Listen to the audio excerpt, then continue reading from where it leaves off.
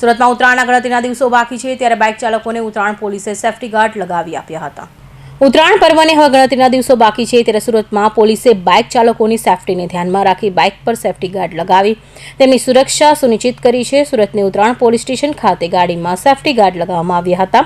અને બાઇક ચાલકોને ચેતવણી અપાઈ હતી। ઉત્તરાયણમાં પતંગની દોરી ગળામાં ન આવે તે માટે બાઇકમાં સેફટી ગાર્ડ લગાવવામાં આવ્યા હતા। માનનીય ડેપ્યુટી સીએમ સાહેબ તેમજ પોલીસ કમિશનર શ્રી અનુપમસિંહ ગેહલોત સાહેબની માર્ગદર્શન અને સૂચનાથી તેમજ ડીસીપી ઝોન 5 સાહેબ તેમજ એસીપી એલ ડિવિઝન સાહેબના માર્ગદર્શન અને સૂચનાથી વાહન ચાલકોને જે ઉત્તરાયણ સમયે પતંગના દોરાથી જે ગળાને નુકસાન થતું હોય છે, ઘણીવાર પ્રાણ પણ જતા હોય છે વાહન ચાલકોના, એ ન થાય એના માટે પોલીસ કમિશનર શ્રી અનુપમસિંહ ગેહલોત સાહેબે જે સૂચના આપેલી કે તમામ વાહન ચાલકોને સેફટી ગાર્ડ લગાડવાના, એના માટે આજરોજ અમે